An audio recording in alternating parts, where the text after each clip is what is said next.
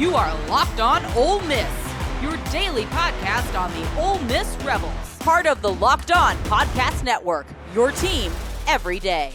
Thanks again for making the Locked On Ole Miss podcast your first listen every day. We're free and available wherever you get your podcasts, including YouTube. We're part of the Locked On Podcast Network, your team every single day. Hello, I'm Stephen Willis from the Locked On Ole Miss podcast, and I'm joined by Mr. Baseball, Derek Vandygriff, host of Ole Miss After Dark.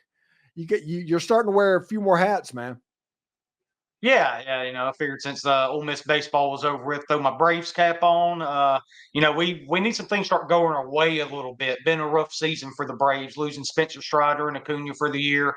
Sean Murphy got hit on the elbow. I don't know if you saw that or not. He got hit. By the time he got to first base, that thing was like softball size on his elbow, as big as it swole up. So he had been out for a couple months with an oblique strain. So hopefully that's not going to land him on the injured list. We can get him back in there. Just trying to change the juju up a little bit for my Braves. We got to get something going here. Yeah, seriously. And my Tigers are back over 500. They split a series with the Red Sox, and then they've taken 2 in a row from the Texas Rangers, and they're going for a sweep. So I can't complain. Yeah, I know, man.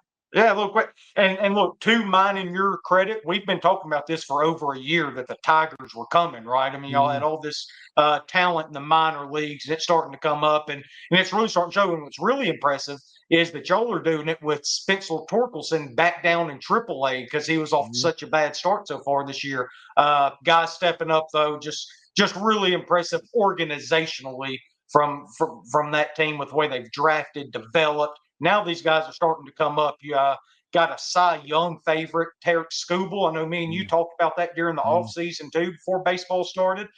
So I'm glad he's doing what he's doing. At least that makes us look like we know what we're talking about. Yeah, I got to see him pitch in Tampa Bay against the Rays earlier this year. And I knew that Spencer Torkelson was going to struggle this season. I did not know he was going to AAA struggle, but I knew he was going to struggle when I went and saw him in spring training, and he looked like Willie Mays Hayes, hitting up at the top. That's what he was looking like in spring training. I was like, oh, that's not good. Okay, so was he doing push-ups at the plate after a pop-up too? Was he ingrained into Willie Mays Hayes? Yeah, but he was hitting them straight up in the air, like 60 mile an hour exit velocity, 90-degree lifts. Yeah. I mean, just straight up to the infield, and it was like, oh no, there's something really not right for somebody that was a 1-1 draft pick. It's like the Tigers have like tweaked his hitting over and over again and working on his swing path and all of that. And he's just kind of paralysis by analysis what's going on, I think. Yeah. And that absolutely happens. Look, when y'all took Torkelson, he was one of the best college hitters I'd ever seen.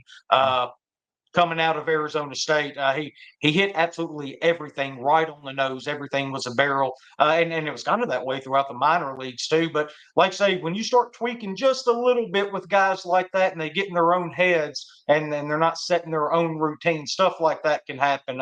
I'm sure he's going to bounce back. He's way too talented not to. Get him down there. Get him every day at bats without all the pressure on him, and then get him back up for a stretch run. Because looks like y'all are absolutely going to be making a playoff run here, and possibly even be buyers at the trade deadline, which is incredible to say for that Detroit club. It's absolutely nuts. And then when you look at their pitching staff, like Jack Flaherty, they fixed him. Whatever they do pitching wise, they're doing the opposite pitching wise than they are hitting wise. I mean, the lab they have for pitching right now is just so impressive. Yeah. And that's another guy. I mean, you talked about in the preseason, because there was one quote that stuck out to me after y'all had signed Jack Flaherty. It was that can't remember if it was the GM or director of player personnel, whatever it was. They said, we know what's wrong with him and we're going to fix him this offseason. And then you look up, and now is he still leading the league in strikeouts? I know he wasn't one point. He is way up there. He did not strike out. Like, he went out after 5 innings with tightness in his back last night. Mm-hmm. Yeah, I saw that. But he said five really good innings. Yeah, but he's not going to miss his start going forward. But he only had 60 pitches through 5 innings. He had a chance to go complete in that one. Yeah, he's been nails this year, man. Well, anyway, Ole Miss After Dark started last night. It's on the After Dark YouTube channel. You just go to @SEC After Dark on YouTube. It's my fun channel that I have, and we're going to start doing some After Dark extra programming. SEC After Dark's there.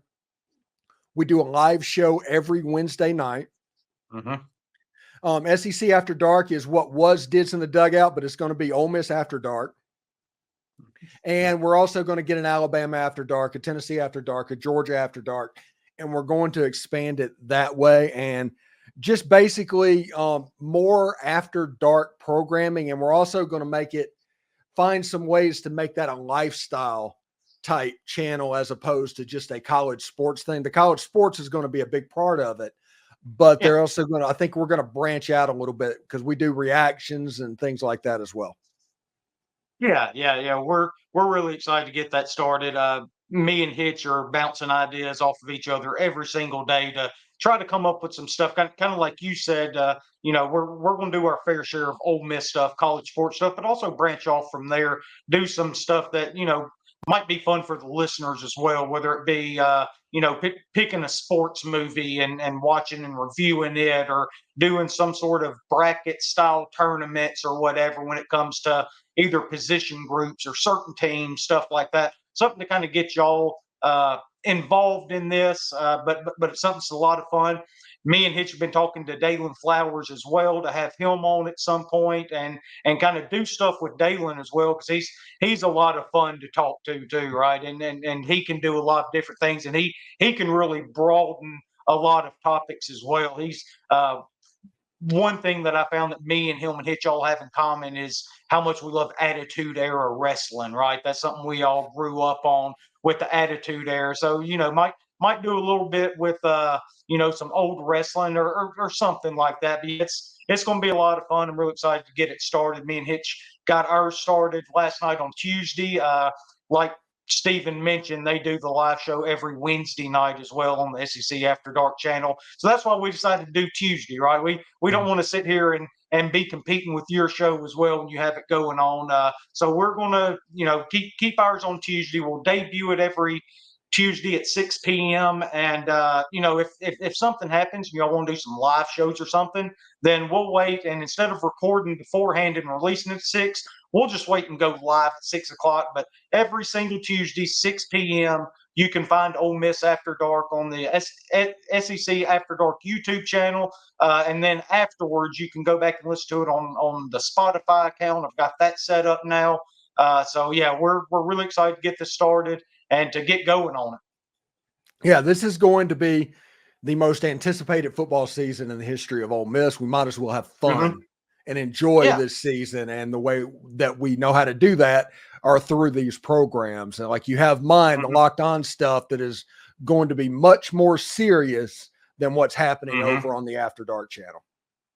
Yeah, absolutely. And actually did you a solid last night, Stephen. You don't even know we were getting ready to record, and right before I hit the record button, I thought, well, even kind of talked back and forth a little bit. He seemed against it, so I probably need to put a shirt on here. So I went back, put a shirt on before I started the show, but we'll see how long that lasts. Yeah, I don't need you taking the After Dark name too seriously.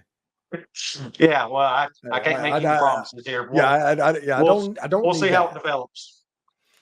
Anyway, talking about Ole Miss a little bit, Chris Beard announced that they will be having a Tad Pad game, the third game of the season this year. They're going to go back and do it again. And the same thing I told Josh Guest, which people will see that whenever that interview airs in a couple of days, is that all I wanted was the pavilion to open up. And I wanted a new arena for Ole Miss basketball forever. And now, good grief, 10 years later, they announce a Tad Pad game, and I'm all about it. That's the greatest thing ever. I know. Yeah, and it's one of those things. I love the pavilion. Ole Miss needed the pavilion. Whenever Tad Smith was the only thing they had, it was a problem. Ole Miss had a rain out in basketball. That's all you need to know about that. But for these one-off type games, there's so much nostalgia. I just hope they can do enough with the fire marshal and everything to let more people attend this year. And I hope they get the scoreboard situation fixed a little bit as well. Yeah, I'm right there with you. I'm really excited about it. I love the fact that Chris Beard does these Tad Pad games. I think it's a great idea, and it was a great word that you used, nostalgia. Right? We grew up watching Ole Miss basketball in the Tad Pad. I grew up watching it in Tad Pad. You grew up watching it in the Tad Pad. So it's really fun to see us get back into the spaceship, as some people call it, right? With the way that it looks, and I was kind of thinking about today. It's probably like I'm around the cutoff where the nostalgia hits for people, right? There's probably not you can't go too much younger than me with people that grew up watching games at the Tad Pad the way I did. But yeah, I've always loved the Tad Pad. I love that we're doing it. I hope it's a yearly thing. And even with the scoreboards and all, I know that was a thing last year. As long as they're streaming it and I can watch it, I don't care. Glad they were able to do that last year. There for a while, you didn't think you were even going to be able to watch it unless you had a ticket. But they ended up figuring that out. You were able to stream it and watch it. And with the scoreboards, whatever, as long as it's right on the streaming service, then I guess I'm good there. But that's another really good point you brought up with the fire marshal. There was so many people that weren't allowed to get in last year because of the capacity and all that stuff. Hopefully they get it figured out, because I'm telling you, man, you get that thing filled up and people engaged in the game the way it used to be back during the Rob Evans and Rod Barn days. I mean, that place got absolutely electric. It was so loud in there. People did not want to come play Ole Miss at the Tad Pad. I remember back, it was probably early 2000s. And all I wanted was Duke to come in there because I knew for a fact that Duke was not going to be able to handle the Tad Pad environment during that time with those Rod Barnes teams that were getting going. Now, I also understand that I was probably young and stupid and we might have gotten the hell kicked out of us. But that was my mindset because that's how electric it was back when we went to games all the time there. So super excited to have it back. I'm ready for it again this year. Hey, I remember vividly Kentucky coming into Tad Smith with all of their great players and Keith Carter and Michael White and Dick Vitale is calling the game, and Ole Miss took down the Kentucky Wildcats. They came through the student section, wore the red jerseys, all that cool stuff. But yeah, I know firsthand what the Tad Pad can be. Anyway, thanks again for making Locked On Ole Miss your first listen. Next up, Derek Vandygriff is going to go on the hot seat and tell us his top 5 Ole Miss wide receivers in history. That's coming up in just a second. But when you're hiring for your small business, you want to find the quality professionals that are right for the role. LinkedIn Jobs has the tools that helps you find the right professionals for your team faster and for free. It's not just another job board. LinkedIn helps you hire professionals you cannot find anywhere else, even those that aren't actively searching for a new job, but who might be open for the perfect role. In a given month, over 70% of LinkedIn users do not use other leading job sites. So if you're not looking on LinkedIn, then you're looking in the wrong place. LinkedIn's 86% of small businesses get a qualified candidate within 24 hours. So hire professionals like a professional on LinkedIn. So post your job for free at linkedin.com/lockedoncollege. That's linkedin.com/lockedoncollege to post your job for free. Terms and conditions apply. It's winner take all time in the NBA and NHL, and FanDuel is giving you a shot to bring home a big win of your own. Right now, new customers can get $150 in bonus bets with any winning $5 bet. That's $150 to bet on spreads, money lines, player props, and more. Maybe you can bet on the Ole Miss Rebels over-under on win total in college football season, which currently is sitting at 9.5 wins. Or maybe you're interested in Ole Miss being minus 122 to make the college football playoff. Or just maybe we'll go granular and Jackson Dart being plus 1,500 to win the Heisman Trophy. Maybe that's your flavor. Visit FanDuel.com/lockedon to make every playoff shot count. FanDuel, it's America's #1 sportsbook. Are you watching Fox Sports or ESPN on your TV all day and you have to turn down the volume with all of that shouting? Make the switch to Locked On Sports today, a free 24/7 sports streaming channel programmed for you every day to bring you the biggest stories without all of that screaming. Locked On Sports Today brings you can't-miss analysis, opinions, and news streaming 24/7 on YouTube or the free Amazon Fire TV channels app, part of the Locked On Podcast Network, your team every day. All right, Derek Vandygriff is on the hot seat, and today's topic is going to be top 5 Ole Miss wide receivers. The way this works, every guest that's on the hot seat, we do a true countdown, 5, 4, 3, 2, 1. That's what they go. Whenever I give my picks, I go the other directions because it's my show and I can do what I want to.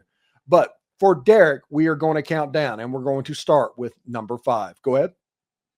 Yeah. So we'll go and start number 5, but I'm going to tell you up front that after we do number 1, I'm going to steal a page out of Brad Logan's book here, like he did with running backs. I have got such a list of honorable mentions because I had never disliked you more than when I had to sit down and only pick 5 receivers in Ole Miss history, because my goodness, what a list this is. It's an absolutely loaded group, particularly since the 2000s on, right? I mean, it's just been dude after dude after dude. But number 5, I will go with Dante Moncrief.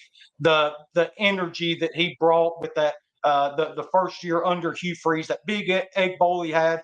But you look at the record books, he finished 7th in receptions with 156, 6th in yards with 2371, 4th in touchdowns with 20. The whole feed Moncrief thing that went on there during those 2 years there, he was absolutely unguardable. Even lunch lady Jonathan Banks couldn't quit feeding him there on that Egg Bowl night there in the vault. So Dante was an incredible player. Loved watching him play. Went on to have a good NFL career too with the Colts. Had a couple good years with the Colts before moving on to the Jaguars. So I ended up slotting Dante at number 5, but that could have gone to probably about anywhere between 7 and 9 other guys there.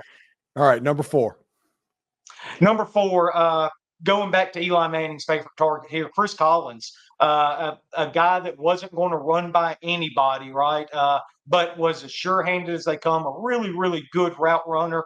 And then you look at the totality of his career. Yeah, he had a great quarterback back there throwing the ball to him, but Chris did a lot of really, really good things as well. He was really hard to guard there on the outside. By the time his career was finished, 2nd in receptions, 3rd in yards, 1st in touchdowns with 24. Just from a totality standpoint, maybe not the most talented receiver to ever play at Ole Miss, but certainly one of the top 5 most productive to ever come through Oxford. Yeah, I think he graduated in 2002, which makes me wonder if Chris Collins is on the 03 team, does Ole Miss beat Texas Tech and Memphis and win the national championship? Good Lord, yeah, I was at those games, Stephen. You know, I was having a pretty good Wednesday until you brought up those 2 games. What was it? Is it B.J. Simmons? Wasn't he the Texas Tech quarterback at that time? Is that right? 650 yards or something like that. Yeah, man. I mean, it was an absolute thrill to watch Eli and B.J. Simmons play that game. Unfortunately, obviously, we came out on the wrong end of it, but Lord, it was fireworks from beginning to end there. Yeah, every game in the 2003 season, I either watched or listened on broadcast.com from Italy. So everything I was 7 hours. I was 7 hours ahead of kickoff. So there was nobody that hated a primetime kickoff more than me. Yeah, that makes total sense. Number 3. Number 3, going with our guy Laquan Treadwell. It's impressive. He ends up the all-time leading reception leader at Ole Miss during his career, even after that terrible injury against Auburn where he broke his leg, missed the rest of that year. And he was productive, and obviously he was really good after he came back that following year. But he was never quite the same guy, right? He didn't quite have that explosiveness. Great route runner, great hands. Looked like a surefire stud, top of the first round, possibly first receiver off the board there during his sophomore year. And then the injury happened, obviously. Never quite panned out and had the big NFL career, but he did hang around for a while. He bounced from team to team. He's made a living in the NFL, but like I said, number 1 in receptions, 5th in yards, 3rd in touchdowns with 21. And one of the better acrobatic catches, it was the back shoulder fade. How many times did we see that from Chad Kelly when Laquan was here in Oxford, right?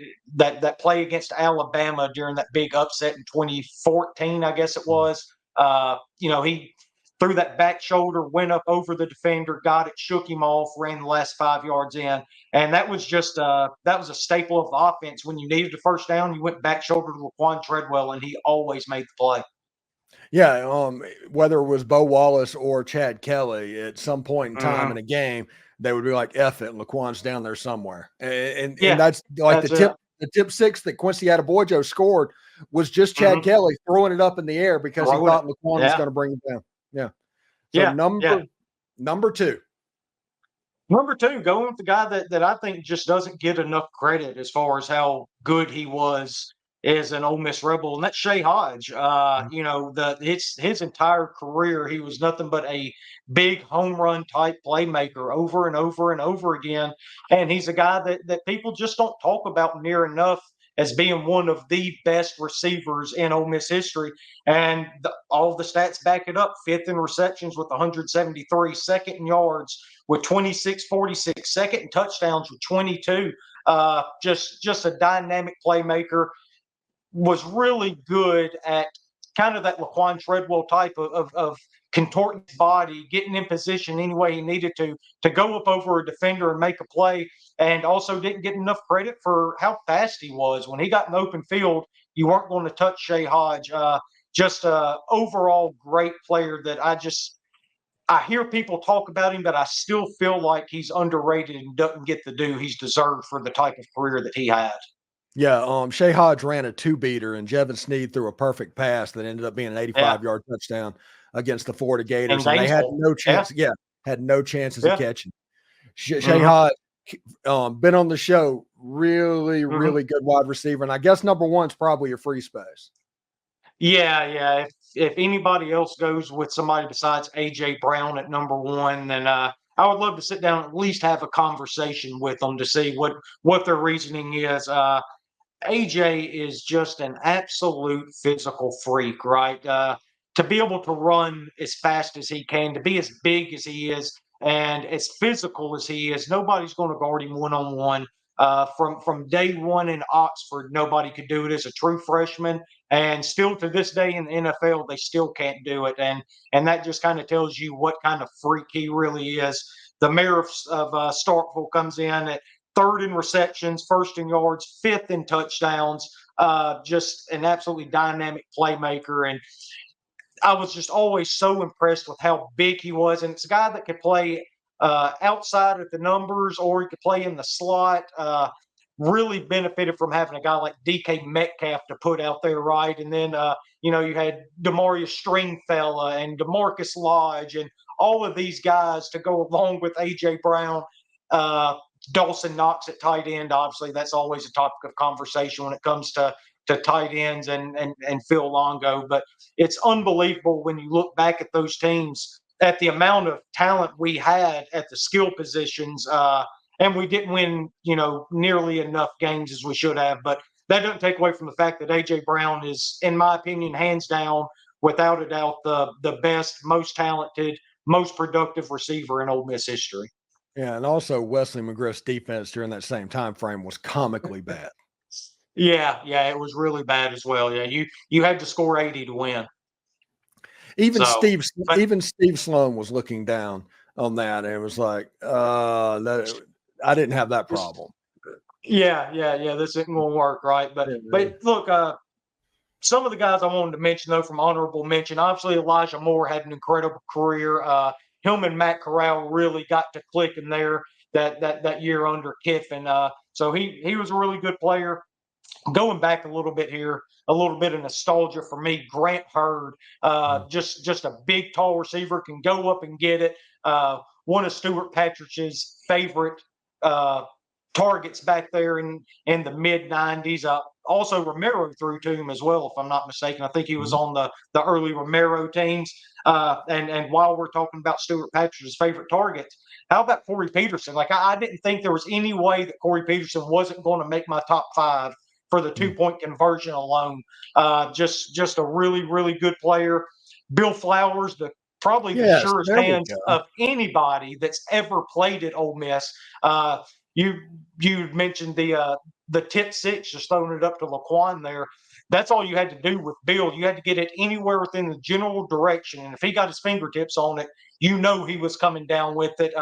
Actually ran into Bill at one of the ladies' forums. I used to work those back when China hosted those at Ole Miss.